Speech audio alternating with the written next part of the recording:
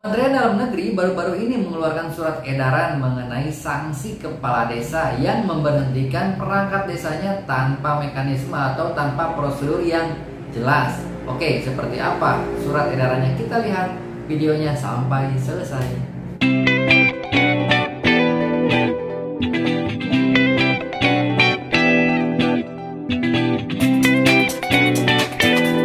Assalamualaikum warahmatullahi wabarakatuh. Selamat pagi sobat semua, salam sejahtera. Kembali lagi di channelnya seputar informasi desa. Oke sobat, Kementerian Dalam Negeri ya baru-baru ini ya, pada tanggal 15 kemarin kalau nggak salah 15 Juli mengeluarkan surat edaran mengenai sanksi oknum kepala desa yang memberhentikan perangkat desanya tanpa prosedural. Nah, kalau kita lihat surat ini ditunjukkan kepada para gubernur di seluruh Indonesia, terkecuali gubernur DKI Jakarta ya, itu karena semuanya itu kelurahan ya. Nah, seperti apa surat edarannya ini? Ini surat ini berapa kali ya bukan diedarkan, berapa kali Kementerian Dalam Negeri mengeluarkan surat edaran seperti ini. Oke sobat, kita lihat ya di dalamnya. Nah, ini Menteri Dalam Negeri ya Republik Indonesia. Kita lihat nomornya 140/4049/SJ.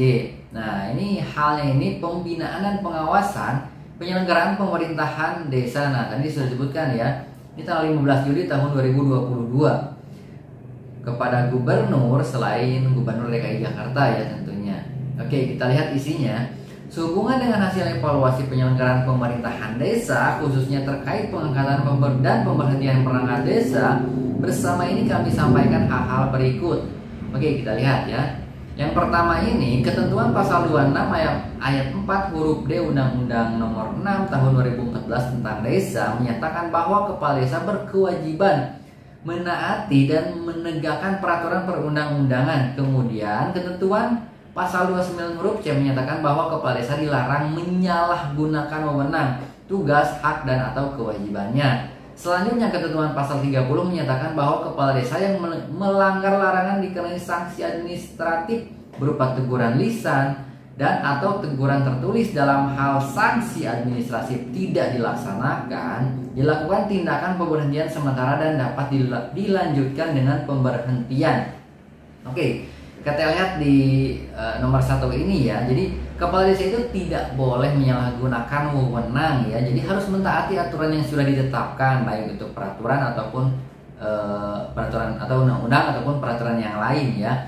Dan kita lihat ya, ini bisa dikenakan sanksi administratif teguran lisan sampai pemberhentian sementara dan dapat dilanjutkan dengan pemberhentian. Itu kalau kita lihat poin 1 ini dengan tegas ya. Dari surat ini yang membedakan dari surat-surat mungkin surat edaran yang kemarin-kemarin ya. Ini di sini dituliskan seperti itu ya. Nah, kita lihat di ketentuan keduanya.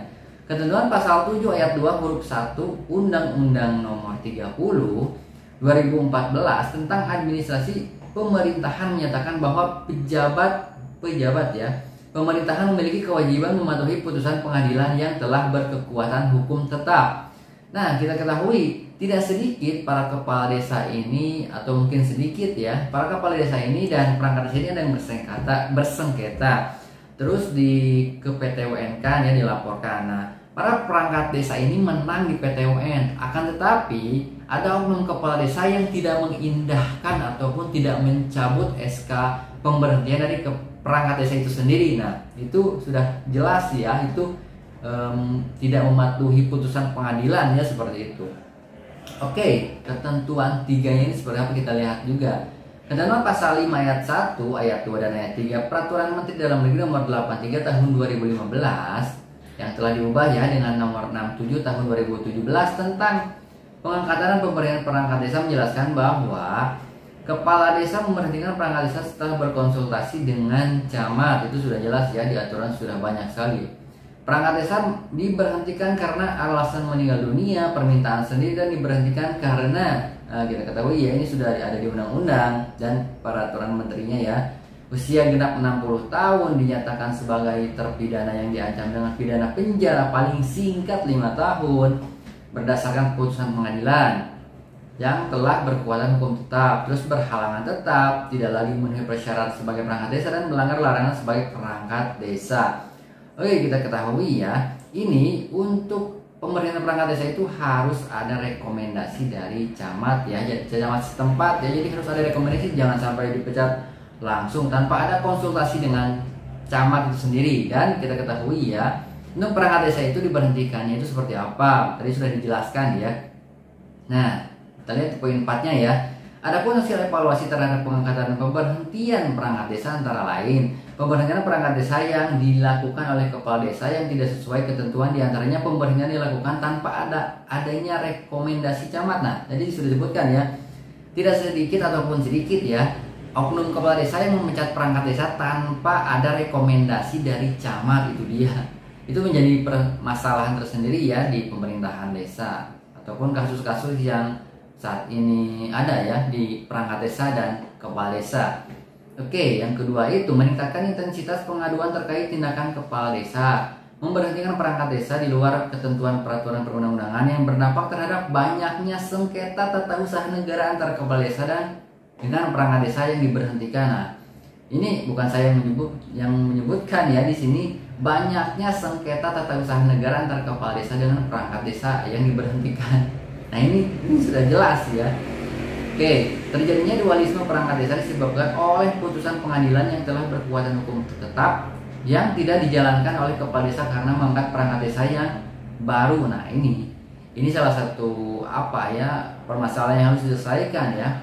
Misalnya seperti ini, perangkat desa itu sudah diberhentikan, terus mengangkat perangkat desa yang baru tanpa rekomendasi camat ataupun tanpa mengindahkan putusan pengadilan yang sudah ditetapkan. Nah, tetap aja mengangkat perangkat desa baru tanpa ada dasar, tanpa mekanisme yang jelas. Nah, ini di sini harus diselesaikan ya. Oke. Nah, berarti kalau kita lihat di poin ini, tidak sedikit kepala desa ini tidak mengindahkan hasil putusan pengadilan ataupun PT UN yang telah dimenangkan oleh perangkat desa itu sendiri ya. Oke. Yang kelima, berkenaan dengan hal tersebut di atas diminta gubernur selaku wakil pemerintah pusat melakukan pembinaan dan pengawasan terhadap penyelenggaraan pemerintahan desa di kabupaten atau kota dan menugaskan bupati atau wali kota untuk yang pertama itu melakukan penyelenggaraan pemerintahan desa dengan memperkuat peran camat. Nah, jadi di sini kita lihat ya peran camat terkait pengangkatan dan pemberhentian perangkat desa. Terus melakukan pembekalan kepada kepala desa di wilayah masing-masing ya, seperti itu ya. Melakukan pembinaan kepada kepala desa agar menaati dan menegakkan peraturan. Poin D-nya, memberikan sanksi kepada kepala desa yang melanggar larangan dan tidak melaksanakan kewajiban sesuai ketentuan peraturan perundang-undangan. Nah, ini menjadi penegasan ya, memberikan sanksi kepada kepala desa yang melanggar larangan dan tidak melaksanakan kewajiban sesuai ketentuan peraturan perundang-undangan. Ini tegasnya sudah disebutkan tadi di awal, terus di poin ini juga. Selanjutnya diminta gubernur untuk melaporkan hasil pelaksanaan ya melalui Kementerian Dalam Negeri melalui Direktur Jenderal Bina Pemerintahan Desa, yaitu pada minggu keempat bulan Juli. Oh, ini harus cepat-cepat ya. Jadi minggu keempat di bulan Juli ini harus cepat ya. Bulan Desember dan minggu keempat bulan Desember tahun 2022. Oke. Tanda tangan Menteri Dalam Negeri Bapak Muhammad Tito Karnavian. Oke. Nah, seperti itu sahabat ya.